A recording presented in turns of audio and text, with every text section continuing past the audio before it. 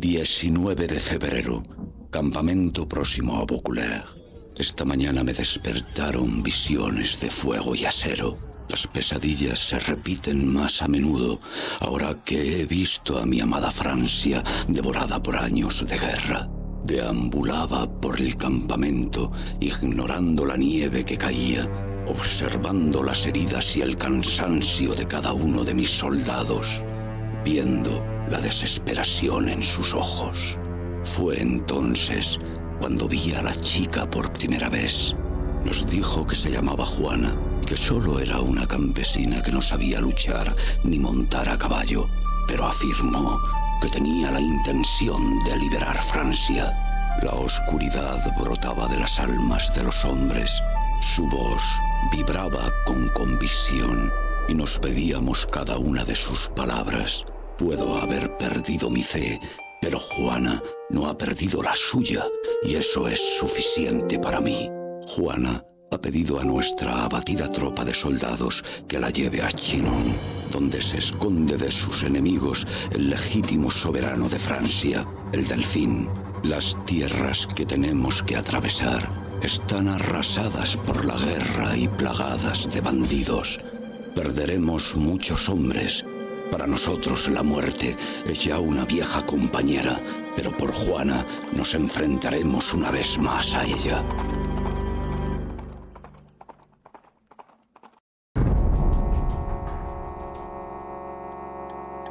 Mientras el eco de las pisadas de Juana era lo único que se oía sobre el vestíbulo de mármol del castillo, los obesos duques no hacían otra cosa que mirar.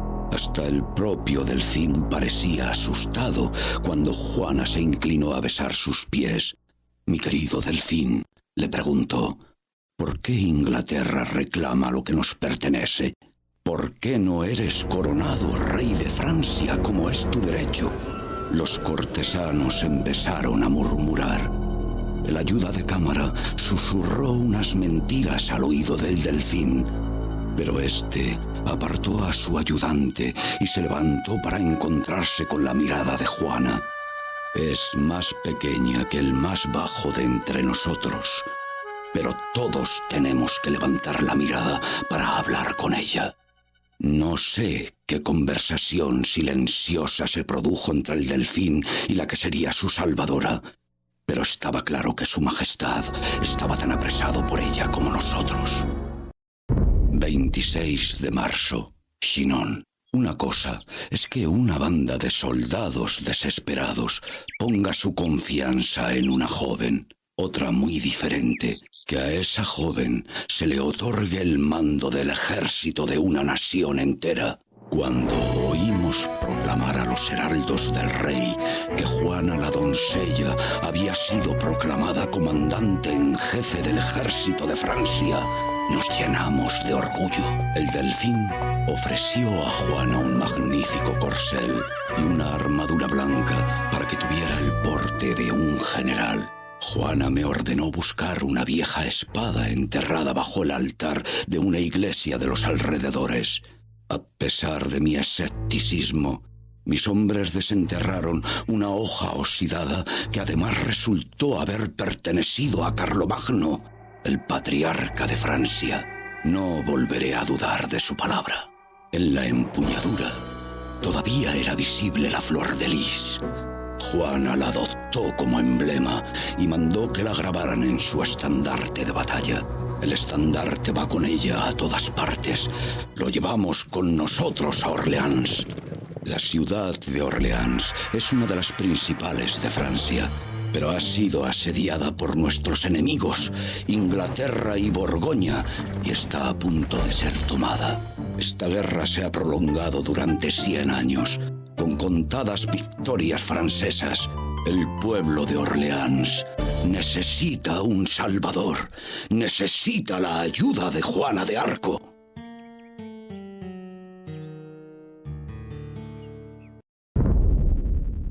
Juana profetizó que iba a ser herida en Orleans. En plena batalla, el disparo de una ballesta la derribó de su caballo. No podíamos creer nuestra mala suerte. Aún así, Mientras retirábamos a Juana de esa carnicería, ganábamos la batalla. Orleans había sido liberada. Cuando entramos a la ciudad, la población entera nos aclamaba desde las ventanas, tejados y calles. Disparaban su artillería hacia el oscuro cielo, mientras gritaban el apodo de Juana la Pucelle, la doncella de Orleans. 14 de junio, Orleans. La reconquista de Orleans por nuestro ejército ha significado un retroceso para nuestros enemigos, pero no de gran importancia. Los ingleses todavía poseen la mitad de Francia. Desafortunadamente, hemos perdido el tiempo durante semanas mientras los consejeros del Delfín discuten. Juana se irritó por el retraso y reunió a su ejército. No habla de otra cosa que de su misión de expulsar a los ingleses hasta el mar. La fuerza de voluntad de Juana es titánica. Ha reunido bajo su estandarte a bandidos y charlatanes y los ha convertido en patriotas y héroes. Entre ellos se encuentra un hombre llamado La Hire, un gigante vestido con una malla plateada que anima a los hombres con sus juramentos y con sus puños. En Patay, La Hire podrá romperle el cuello a montones de ingleses. Patay es el camino de acceso al valle del río Loira. Los ingleses mantienen el Loira en un puño de acero, mientras un enorme ejército, mandado por Sir John Falstolf, devasta los campos. Juana nos guía hasta Patay para tomar los castillos ingleses, pero debemos evitar enfrentarnos al ejército de Falstolf hasta que seamos lo bastante fuertes como para enfrentarnos a sus veteranos soldados. Después de Patay, se rompió el mito de la invulnerabilidad británica. Ahora, nuestro ejército sabe que puede ganar, pero solo si somos hábiles y audaces. Los ingleses son un enemigo realmente mortífero, pues la puntería y velocidad de sus arqueros ha diezmado muchas cargas de los caballeros franceses. Para empeorar las cosas, sabemos que nos enfrentamos a enemigos por ambos frentes. Los consejeros del Delfín dedican cada vez más tiempo a sus confabulaciones, celosos de la influencia de Juana en la corte. Rezo porque Juana pueda completar su misión divina antes de que los envidiosos consejeros del rey la traicionen. 25 de junio, Orleans. La moribunda Francia está volviendo a la vida. Nuestro ejército crece con los nuevos reclutamientos. Antes, los hombres solo juraban lealtad a sus señores. Ahora no luchamos por señores y damas insolentes, sino por Francia, para todos nosotros. Juana es Francia. No hay diferencia entre ambas. El Delfín en persona ha llegado a Orleans. Nunca había visto una celebración parecida. Francia necesita un rey, por lo que debemos escoltar al Delfín hasta Reims, donde será coronado. Pero la ciudad de Reims está peligrosamente amenazada por el ejército anglo-borgoñón. Además, las ciudades de Troyes y Chalon bloquean el camino. Juana ordena la liberación de las 3 ciudades antes de la ceremonia de coronación, y nosotros esperamos ansiosamente la lucha. Cuando entramos en Reims, una multitud de campesinos y señores se arrodillaron ante Juana. Algunos se arrodillaban incluso para besar las huellas que iba dejando su caballo. Los cañones tronaban y miles de banderas ondeaban al viento. En el enorme palacio, el Delfín se postró ante el arzobispo y se levantó convertido en rey de Francia. El inmenso castillo resonaba de oraciones, himnos y sermones. Los andrajosos soldados de nuestro ejército, muchos de ellos todavía heridos, se mezclaban con los perfumados duques y sus damas. Juana estaba junto al rey, lo mismo que su ajado estandarte de batalla. A pesar de tanta celebración, En mi interior sé que todavía falta mucho para que termine esta guerra.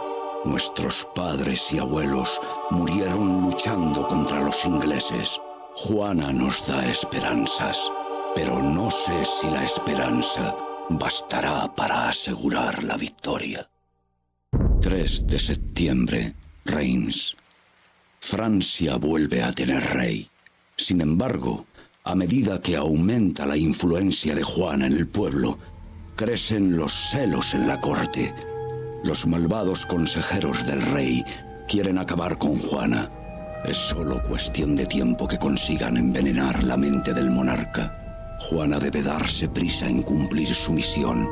París, la joya de Francia, ha estado bajo la tiranía inglesa desde hace décadas. Y los patriotas franceses, atrapados en la ciudad, están ansiosos por escapar. Avanzamos ahora hacia París con la esperanza de que los refuerzos que nos prometieron lleguen a tiempo. Tragedia. Mientras los refugiados entraban en el castillo de Compiègne, Juana quedó atrapada fuera. Los soldados borgoñones la derribaron de su caballo y desfilaron exhibiendo a su prisionera. Ninguno de nosotros puede dormir sabiendo que nuestra amada Juana de Arco languidece en una prisión borgoñona. Los soldados se quedan mirando el cielo amenazador, culpándose de no haber podido salvarla, de no haber podido salvar a Francia. París fue la primera gran derrota de nuestro ejército. Si el soberano hubiese enviado los refuerzos prometidos, habríamos tomado la ciudad. Nos enfrentamos a la hora más oscura de Francia. 14 de julio, Burdeos. Juana de Arco ya no existe. El mundo que estaba lleno de cosas preciosas está ahora vacío y es miserable. Los ingleses la juzgaron por hereje, pero la mente de Juana estaba tan afilada como su espada y supo evitar todas las ingeniosas trampas de sus acusadores. Juana no renunció a su misión, ni siquiera en sus últimos momentos, pero los ingleses la declararon culpable y la quemaron en la hoguera. Mas su muerte no ha sido inútil.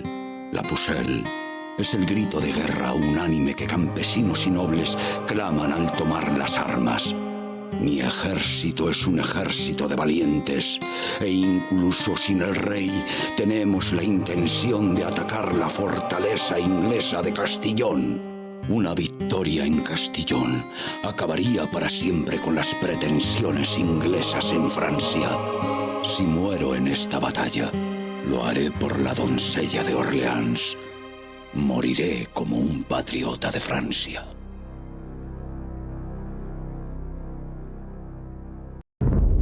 En poco más de un año, una joven puso fin a un siglo de esfuerzos, sangre y victorias inglesas. La guerra de los 100 años ha terminado. Y lo que es más importante, las acciones de Juana avivaron la llama del nacionalismo francés.